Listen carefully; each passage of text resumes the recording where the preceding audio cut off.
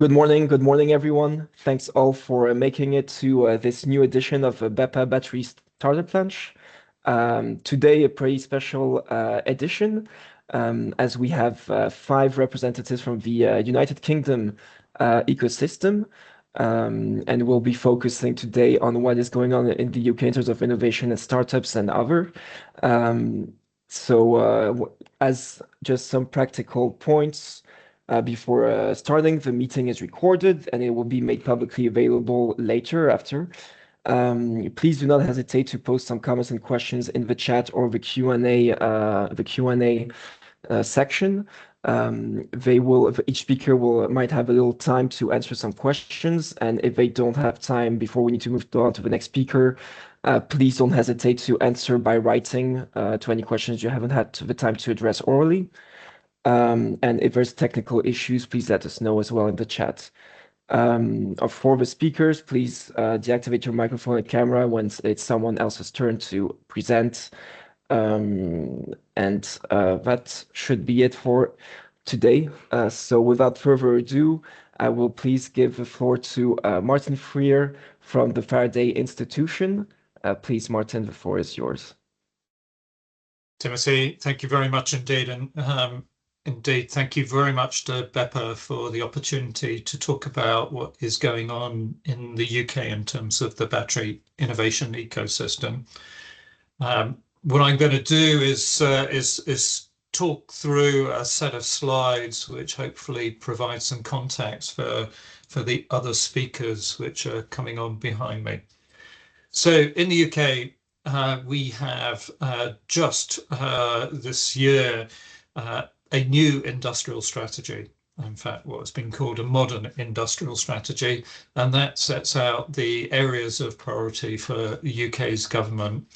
And the good news is that batteries features very heavily in that industrial strategy. And in fact, over the next 4 years, the government will commit £452 million to support battery innovation. And in addition to that industrial strategy, we have our own battery strategy, UK battery strategy, that rests on the fact that the UK has got a very strong research ecosystem. So our universities heavily engaged in battery research through the Faraday Institution programme. We have a very healthy ecosystem around the startup community. In fact, Faraday Institution has spun out about 20 companies, and we have a very big need in both in terms of the automotive sector, but wider than that. In fact, the automotive sector is about 1 million cars a year and employs close to 1 million people all the way through the supply chains. The battery strategy itself is focused on 3 elements. Design, so that means next generation of batteries and the research that sits around that. Build, we need to build a manufacturing sector around the battery industry. And then sustain, or sustainability, is around the circular economy, so recycling, but increasingly sustainable supply chains for that battery manufacturing. What that looks like in terms of the support program. So in fact, this dates back to 2018, and the previous incarnation of the program was called the Faraday Battery Challenge. Now it has been called the Battery Innovation Program. Is a managed research and innovation program which runs all the way from TRL1 through to TRL9.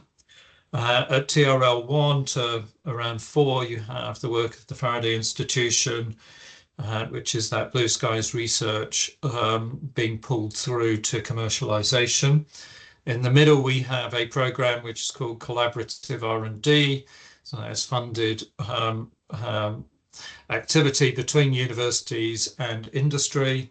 And then at a very high TRL scale, we've got the deploy element, which is largely the UK Battery Industrialisation Centre, UK BIC, with its very substantial facilities which these days includes a flexible pilot line and an industrial scale-up line. Things that in the UK we're focusing on in terms of that innovation program, unusual set of axes here. So watt hours per kilogram, watt hours per litre. So historically, at the beginning, it focused on the automotive sector, but is increasingly being stretched through high performance solutions into the aviation sector, and recognizing that there's quite a lot happening in the grid storage space into battery energy storage systems. So we have, recognizing that breadth, a set of programs that the Faraday Institution funds. So this is large-scale projects which universities then deliver against, which fall broadly into two categories. So next generation, so cathode materials, so that might be things like disordered rock salts, solid-state batteries, lithium sulfur type solutions, and sodium ion. And then there is a set of programs or projects which in some ways underpin that. So formation is looking at how to make the formation process more efficient. There's a manufacturing innovation program focused on battery degradation, understanding fundamental mechanisms, multi-scale modeling, which is using continuum-based, Python-based approaches, recycling, the RELIVE program, and battery safety. And all of that then creates a community. So we have a community of 25 universities, some of them listed on the right-hand side here, and a researcher program, which is about 500 researchers delivering against those research objectives. And industry and the industrial pool here is quite important. And so we have a community of close to 150 companies that program is working with. And those companies go from the OEM scale. So companies like BMW, Jaguar Land Rover, Nissan, through all of the parts of the battery ecosystem to recycling. So there's a number of companies that we are working with as those companies are scaling up their recycling capability.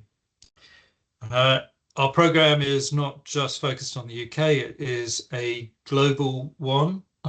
So we have a joint program with the US, and that is just being refreshed at the moment. We have one with Japan, so we fund researchers that work cross programs between the UK and Japan. We have a visiting research fellow program with Argentina, Chile, and Brazil. Another one which is funded through overseas development aid, which is funding ambassadors in Africa and elsewhere in the developing world. And then in terms of Europe, beyond the Horizon program, we have a bilateral program with between UK and Germany. So a lot of elements to what we do, but increasingly through the Horizon program and other activities, we are really keen to better link and embed our research activities with what is going on within the European Union. And Timothy, I will stop there. Thank you so much, Martin, for this brief overview of what the Faraday Institution does and also the UK ecosystem and supporting it. Happy to see that the UK is still building a community around batteries. Of course, hopefully, partnerships and cooperation with other European countries is still very much possible. And I was wondering, maybe as a question for me, since I don't see one, how you view that in the future, and how much the UK can be part of the European battery ecosystem as well. So we are very keen to be part of the battery ecosystem, and you will know that we did a joint event in Brussels back in October, which we brought over a number of government officials, academics from universities, but also industry. So this was co-organized with BEPA and Battery 2030 Plus, and this was with in mind the discussion of where are the areas that we need to collaborate much more strongly. And those will be certainly around research, and there's a lot of discussion around research, but policy is a very important area, and some of the elements around what is called the Trade Cooperation Agreement, which is the mechanism which EU and UK is engaged in terms of tariffs and trade, but also things like the battery passport in the future. Really important discussion topic. So we are doing our best as the Faraday Institution to make sure that the UK is properly engaged in all of these areas. Great, thank you so much. Now I will directly move on to the next speaker. There might be some more questions coming in the chat, but please, Martin, don't hesitate to write your answers. Yep. So now I will give the floor to Jeroen Poppers from Avionics to present Avionics company. Please go ahead, Jeroen. Sure, thank you, and thanks again for the invite, and thank you for everybody joining. Hopefully enjoying a lunch. Yes, so my name is Jeroen Poppers, responsible for the business development activities within Avionics. So who we are? I mean, we were founded in the UK.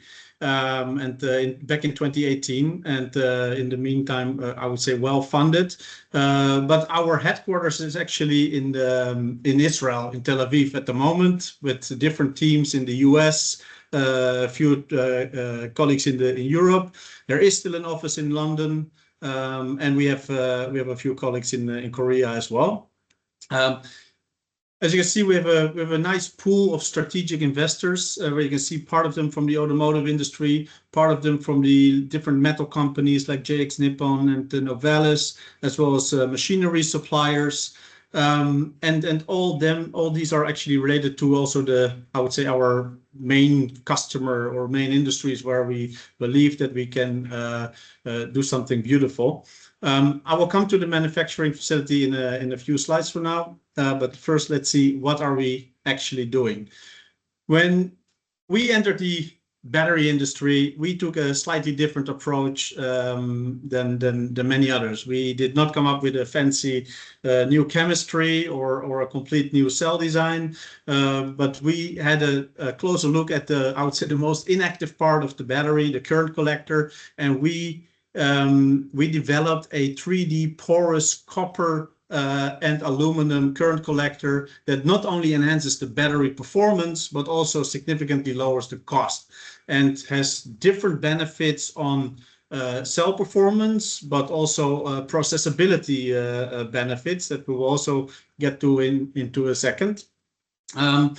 So yeah, cost effectiveness. Of course, everything needs to be cheaper at any given point, and we make quite a bold statement here that we will save you 10% per kilowatt hour on a cell cost, and this has been proven within the different projects that we're running with part of our investors, but also partners and customers already.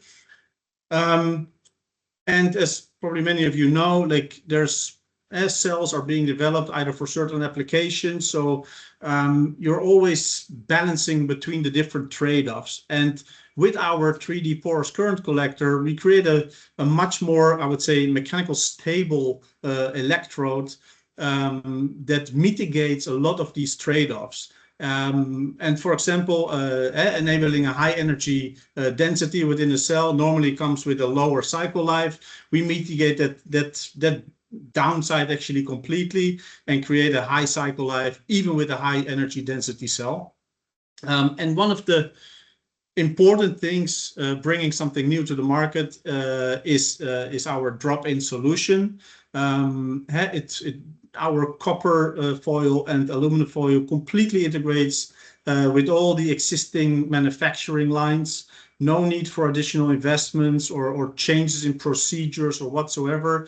Actually, that's one of the things that I like to do most now is really provide a roll of one of the materials to one of our customers and say, just use it in your existing line and I would say enjoy, because you will see, I would say, rather immediate benefits.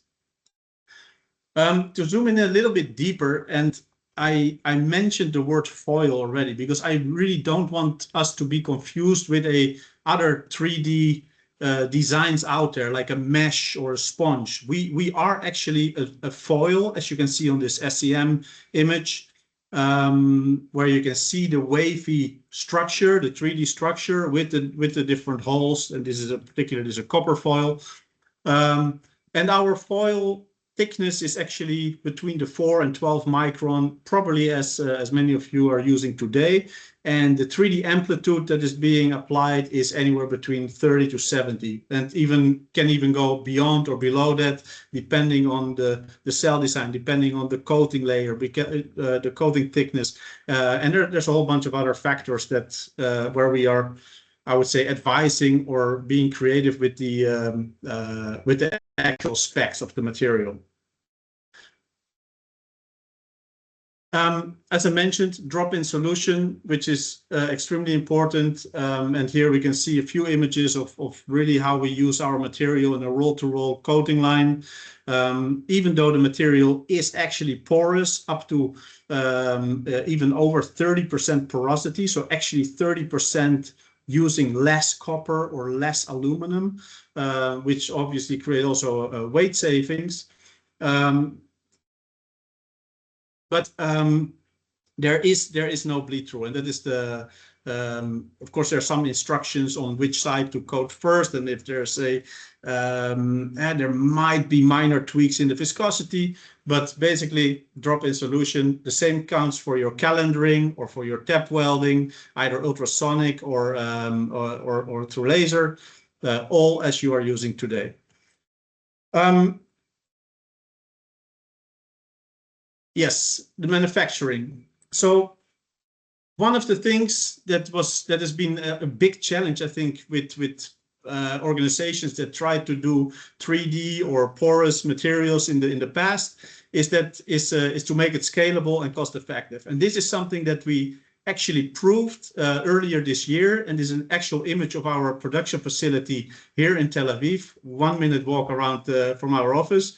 Strange location, but it was the perfect spot where we could see, okay, let's scale our R&D line to a full existing copper foil manufacturing site, where we can produce 3D porous current collectors in a scalable and cost-effective manner. And that's what we did, and we have a 0.5 gigawatt-hour manufacturing capacity, delivering up to 700 millimeter wide 3D porous copper current collectors. And as far as we know, we are the first one that actually succeeded to develop this high scalable, cost-effective manufacturing process for these 3D porous current collectors. And we're obviously very proud of it.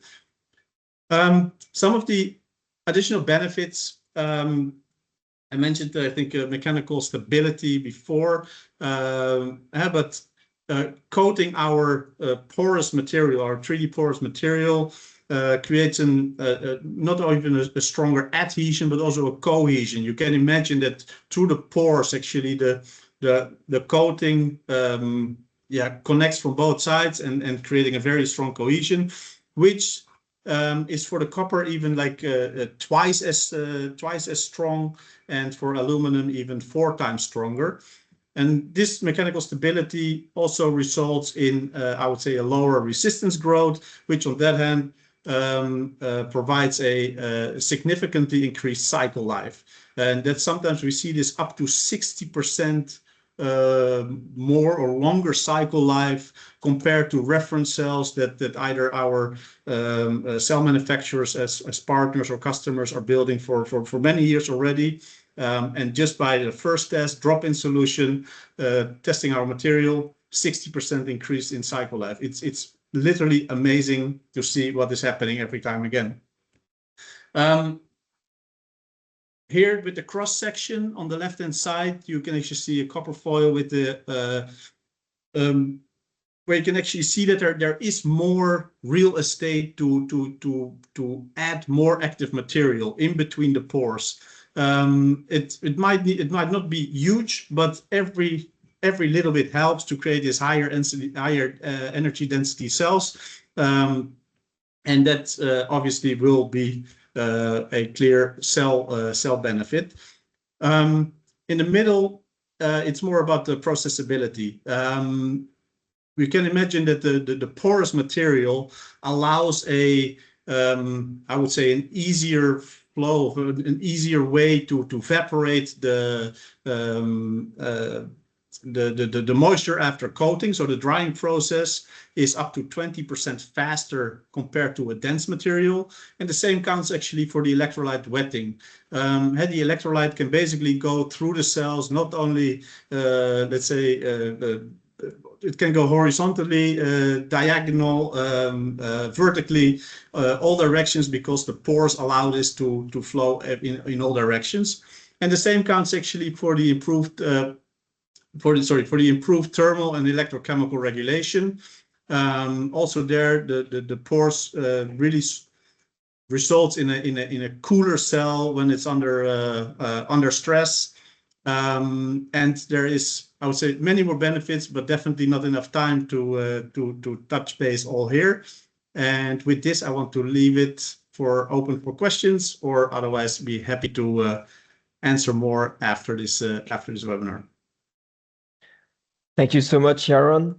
Unfortunately, I do not have much time to let you answer any questions orally, but please still feel free for the audience to ask a question on the chat and Yaron to answer as well in writing directly there. Thank you so much, Yaron, for presenting what you do with Adionics, and look forward to hearing more about it later. I will now move on directly to the next speaker, who is Mponsa Kyerematen from Mpox, who is CEO and founder of Mpox. Mponsa, if you're here. Yeah. It's okay, yours. so I'll share my screen.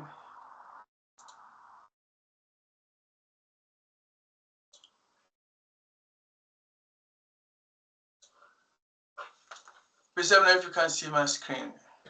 Yes, yes. Okay. Good. Screen.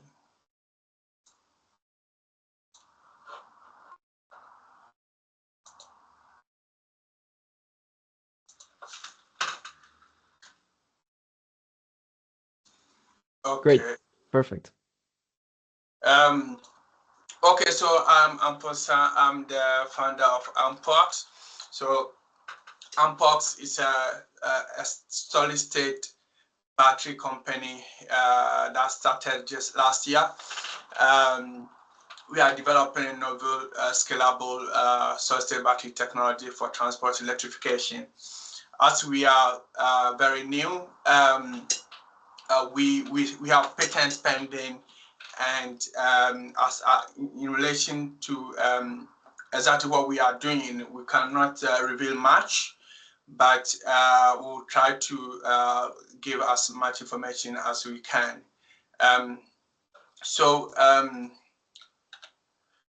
As we all know, because of the drive for net zero, there's a huge market opportunity for transport electrification.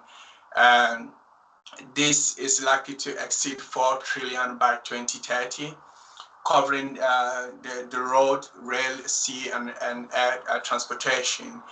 And though the opportunity is huge, there are still blockers to adoption, which most of us will be aware of.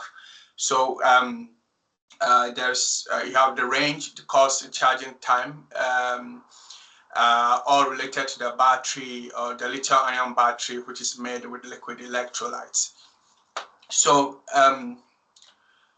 on paper, we should be able to replace the flammable liquid electrolyte of lithium-ion batteries with solid-state electrolytes to get a solid-state battery that should address all the blockers I just mentioned on the previous slide.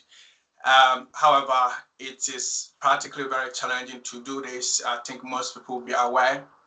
So even Toyota, as shown on the right side of this slide, is struggling to deploy solid-state batteries at scale.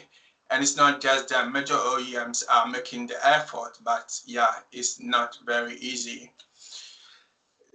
Most of this is because of interfacial issues. And as shown in this image here, this was published by Professor Jürgen Janik, and you can see that within the solid-state electrode, we have solid electrolyte, which is yellowish. You have NCM cathode material particles, and you have voids between them. And this voids, no matter the mechanical pressure that you apply, can still persist because of expansion and contraction of active materials while you use the cell. So these interfacial issues are related to the performance. So you may not get the best performance from the solid state cell. And also it's very challenging to scale up. So what is happening in the lab is not very easy to translate into a production line. But we have a groundbreaking innovation that dismantles this pyramid as shown here. So as most people will be aware, there's a lot of breakthrough for the past, I think, 20 years or so concerning solid-state electrolyte materials. You can make most of these materials, and some of them can even be more conducting than liquid electrolytes, which is something, how do you call it, very, very novel. Because in the past 30 years ago, this was impossible.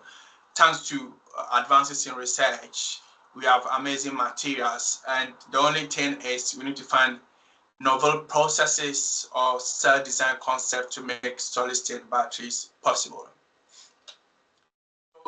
In terms of solid-state batteries, we normally know that there are micro batteries, which are like thin film based and normally made with physical vapor deposition techniques. And unfortunately, you cannot scale them up easily.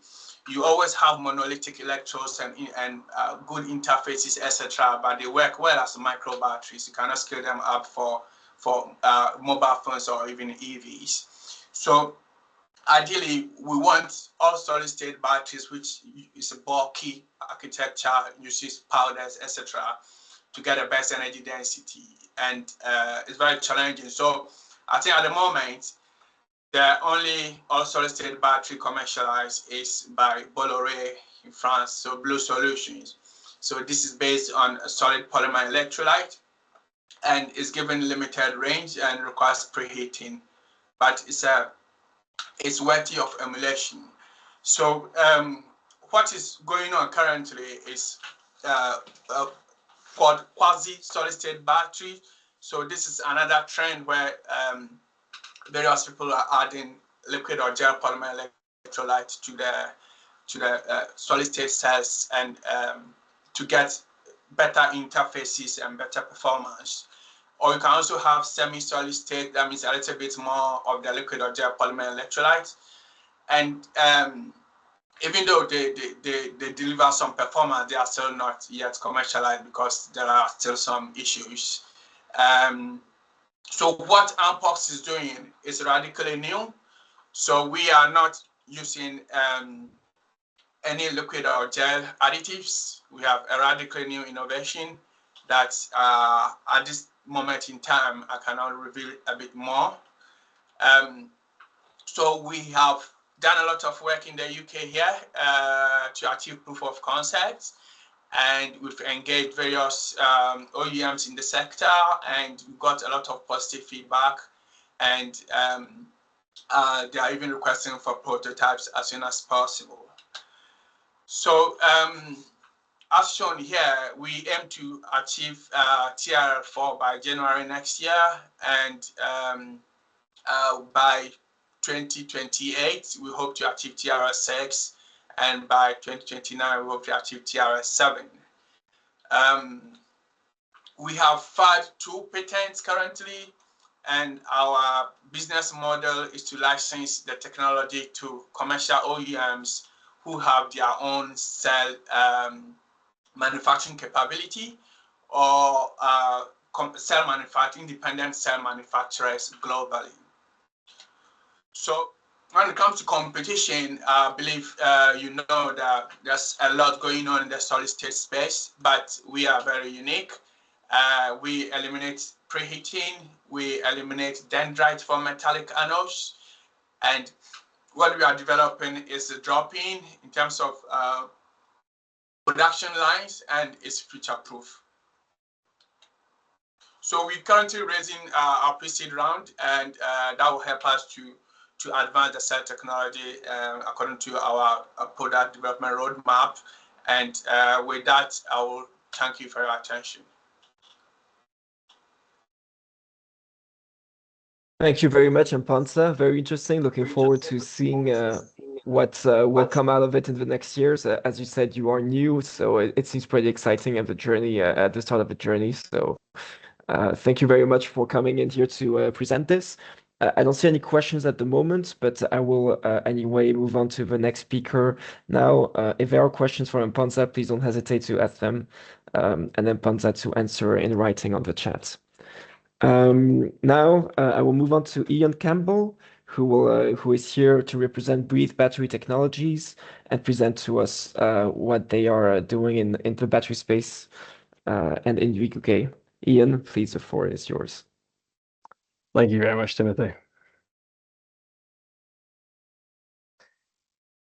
So as Timothy introduced, my name is Ian Campbell, and I'm one of the co-founders at Breathe Battery Technologies, a London-based battery technology company. And we spun out of Imperial College London in 2019, and together with a British professor and chemist, Greg Offer, and Chinese battery engineer, Dr. Yan Zhao, we've been building this business now for just over 7 years. And I'm very proud to introduce it to you here today on the BEPA webinar. I think it's very helpful for us to have the context for really everything I think we're looking at in respect to BEPA and the presentations today, but specifically then us at Breathe, when we look at the industry challenges.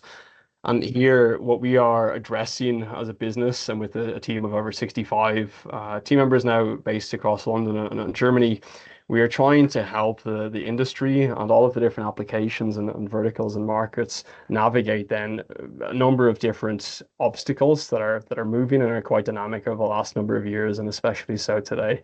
The first we can take a brief look at is that customer expectations are increasing rapidly, and this is very much cross-sector, cross-market. We see it in automotive sectors where the buyers are getting incredibly well educated and expect more in terms of the performance, the resale value, the safety, and ultimately the capability of the EVs. We see it in very different market segments in consumer electronics, especially augmented reality, wearables, and kind of virtual reality headsets, where the pressure on industrial design is very, very high. Consumers expecting it to be lightweight, small, easy to carry devices. But at the same time, they also expect quick recharge times and great energy density that drives long run times. And there's a long list here of different expectations and challenges then that the industry faces, including it is a long battery technology insertion process when new chemistry nodes come to market to prove those, to validate them. And there's a high CapEx requirement involved in that validation process. The industry today is still heavily reliant on scaling and operating battery laboratories to produce empirical data sets to then gain the confidence to release products that are battery powered onto the market.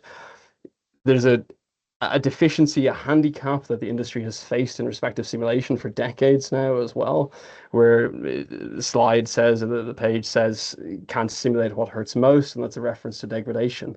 And degradation is really that big fear, that big future downside risk that faces all of these different brands around us today.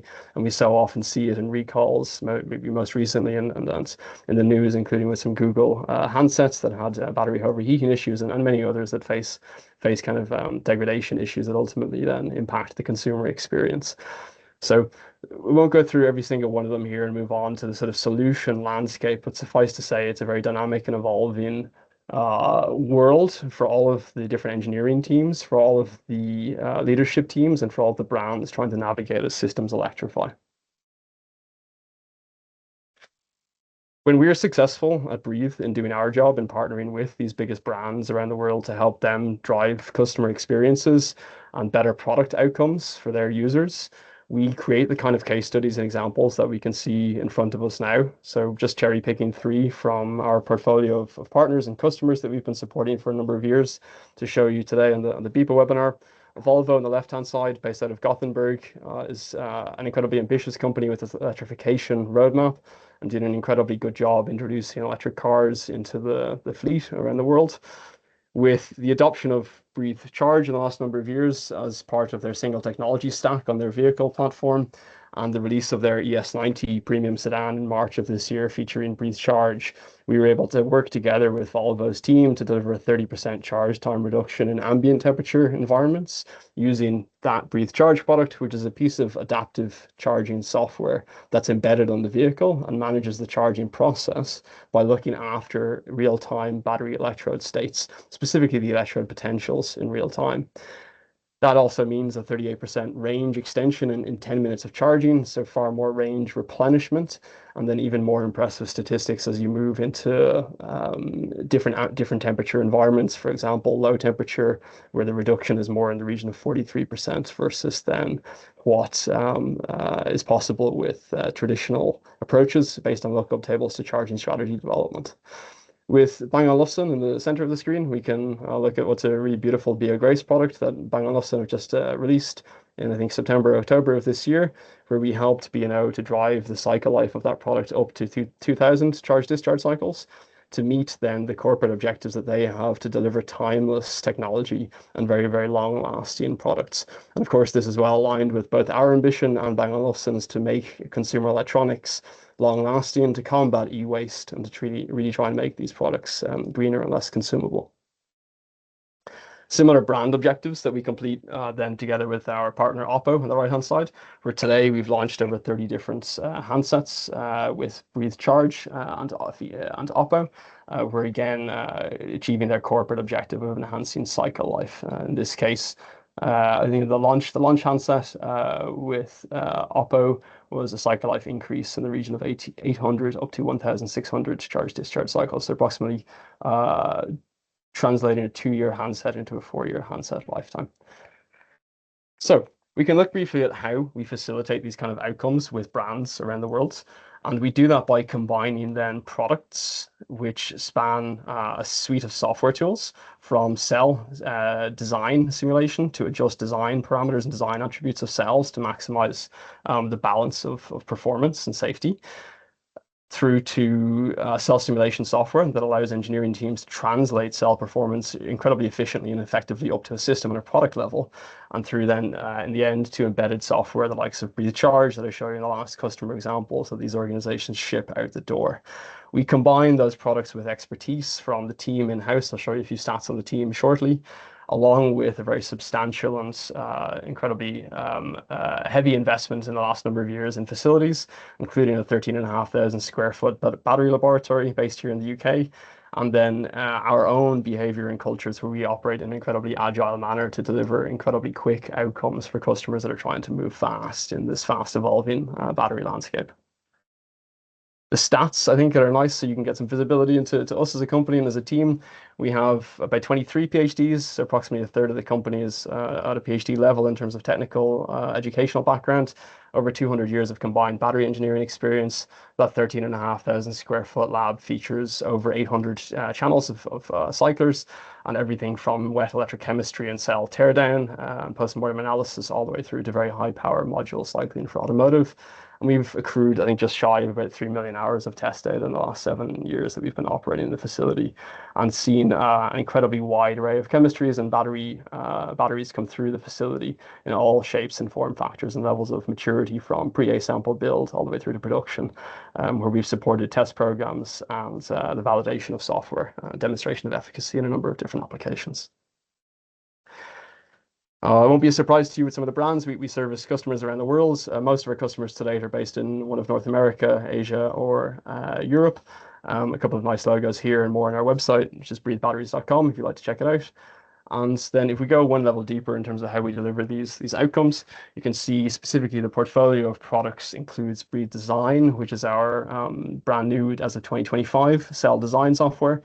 This is incredibly effective in helping brands to work more collaboratively with cell manufacturers, especially where they are working on the design of custom cells or adjusting the cells, for example, electrode thicknesses, cell geometries even, or porosities to get the maximum results on whatever metric it is they're trying to achieve at a product level. Breathe Model, which is our second simulation product, also released this year, which is an incredibly effective simulation software for helping to translate cell performance all the way up to the product level and shorten timelines. Breathe Charge, the embedded software, and then a suite of battery services that we provide from our lab in London. And across the board, what we deliver with this product portfolio is then the impact of more performance and more optimal battery system outcomes at lower cost with reduced risk and through a much more agile, flexible engineering development process, where crucially the engineering teams that adopt our tooling and work together with our team for services have much greater visibility of the battery performance that they will achieve at a product level much earlier on in the development program. I think in the last 1 or so minutes that we have in this BEPO webinar, I'm just going to deep dive like one level into one of these products to give you an overview. The ones I won't be going into are Breathe Design, Breathe Model, and the services. If you'd like to have a look at those, do check out our website. We've just released a brand new documentation page, which has some detail on design and model, which I think you would enjoy very much if you're watching this webinar. So for now, we'll take a quick look at Breathe Charge. And what we can see is that when organizations are working on a product program, what they're traditionally doing is optimizing lookup tables to manage a charging strategy. That is an incredibly laborious process that needs to be, it's high energy, high involvement from engineering teams together with cell suppliers, needs to be redone for every cell iteration. What we provide through Breathe Charge is a calibratable interface where engineering teams and organizations can directly control the internal states that are actually directly affecting safety and degradation inside the system. You can see many of those listed on the right-hand side, and effectively provide our customer organizations then a lever where they can adjust the charging process to deliver a uniquely fast charging and uniquely consistent charging experiences on this sector of the axis, or a more balanced position with respect to degradation, or max out on the degradation and health protection axis, as you see in the kind of customer examples for Bang & Olufsen, Oppo, and others that we have.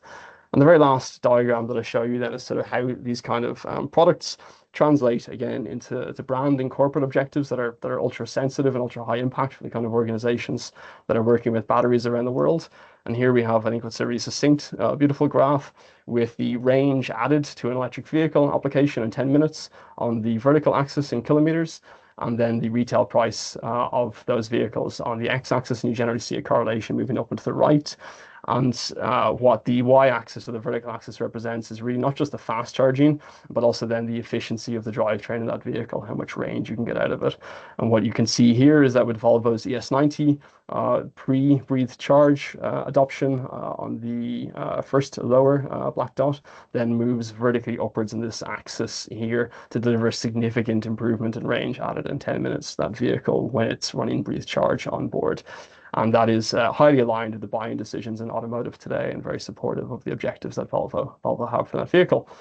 So with that, I will end. My email address on the right-hand side, and I would encourage you to reach out and check out our website if you're interested in learning more about Breathe.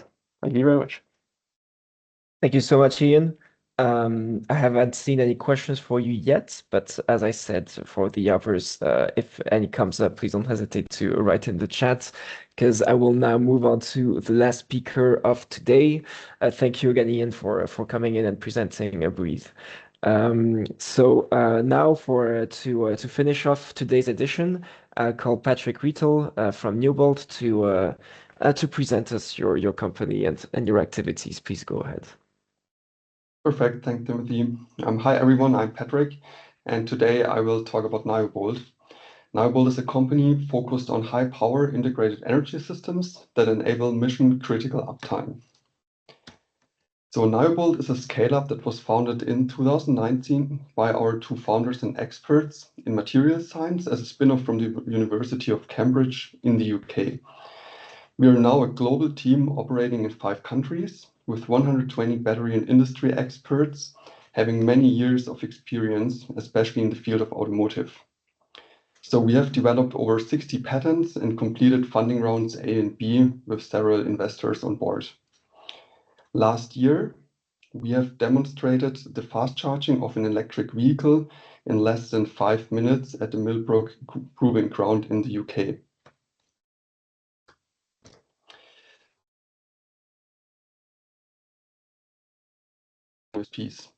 We have created a value chain for fast charging batteries that enable 10 times more power than state-of-the-art today, and all from one single source.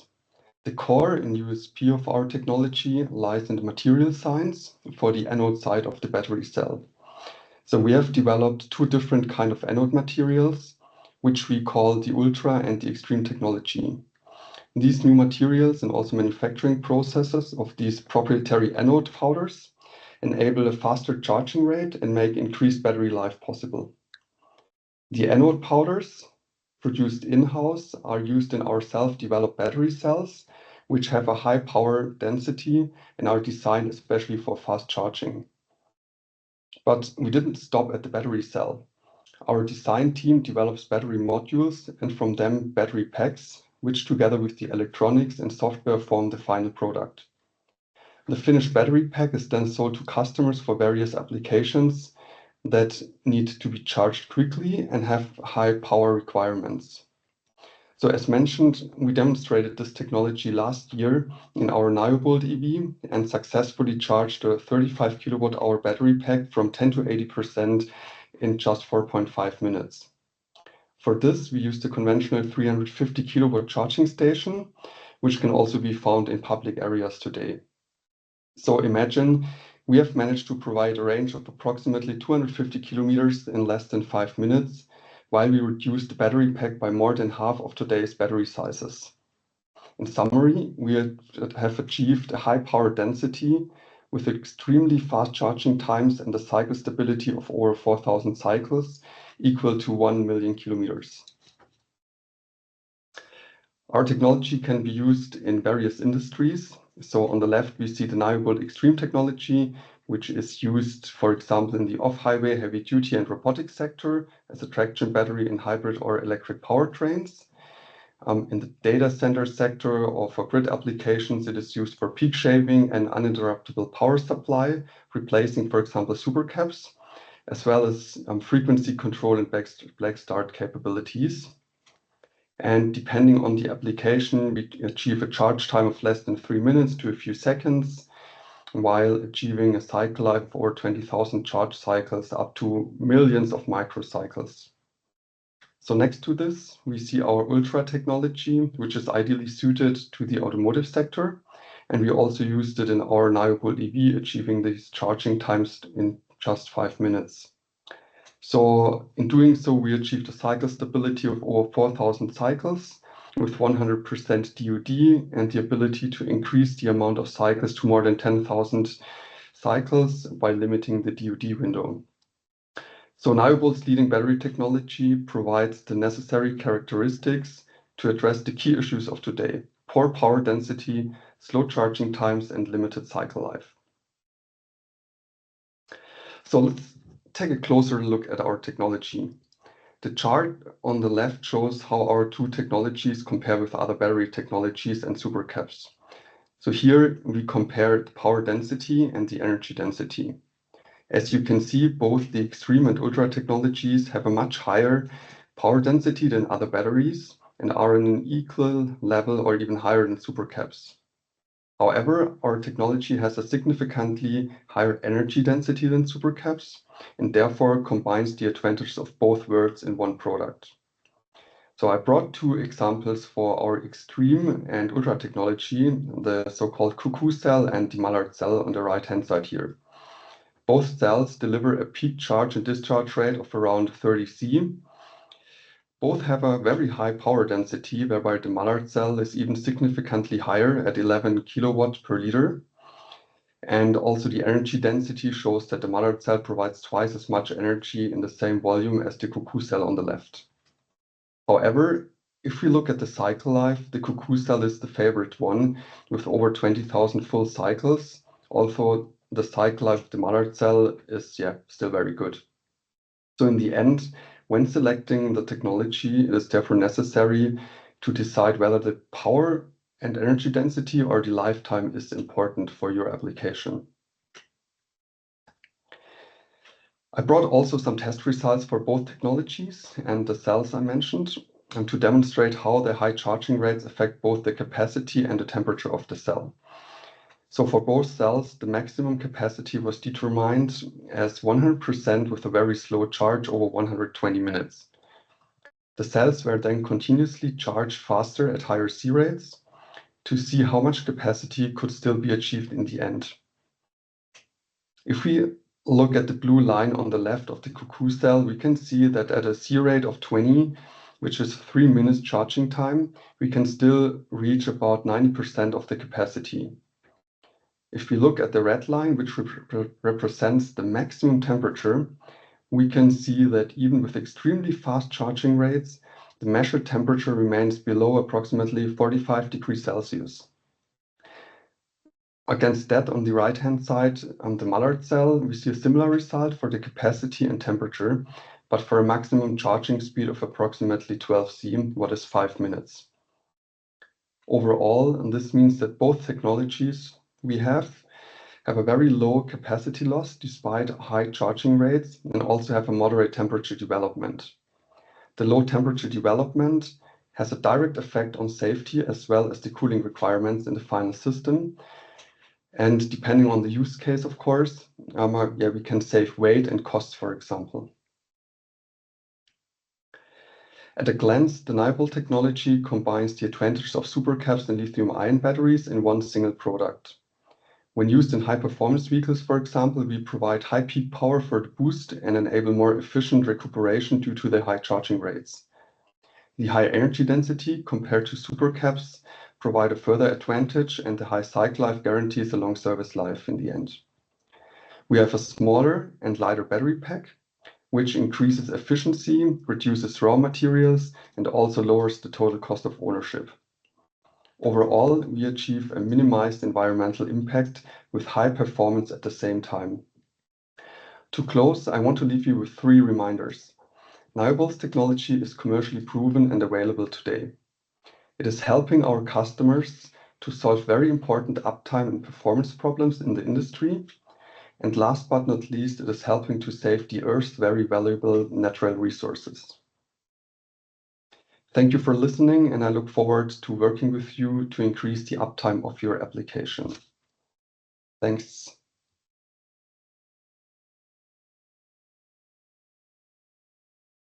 Thank you. Thank you so much, Patrick. Sorry, I think my computer is struggling a bit. Now, I think there may be some questions coming in.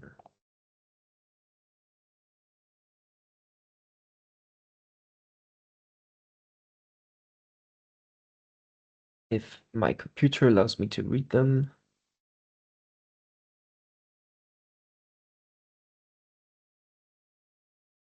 So I see a general question about high power cells of graphites, if they could compete with your technology, and how you distinguish yourselves from high power NMC LFP graphite cells. Maybe if you want to quickly answer by writing or directly now, Patrick. Yeah, sure. I can write the answer in the chat function. Yeah, sorry, because we are indeed at the end of today's edition, as it is almost 1 here in Brussels time. Thank you to all 5 speakers again for coming in today and presenting your activities, your work you're doing in the UK battery ecosystem, but also on a more global scale, of course. I really look forward to hearing more about what you do in the future. and to maybe see you at different events and see you again at the different occasion. Thank you everyone and the audience for coming in today as well and listening to these presentations. The next edition of Battery Startups Lunch is not planned yet, but we should be coming back with a new edition coming on in February 2026. So there will be a break in December and January in any case. And we will keep you, of course, updated by email or on different social media and other platforms. So please, everyone who haven't eaten yet, bon appétit. And I hope you enjoyed today's edition as I did.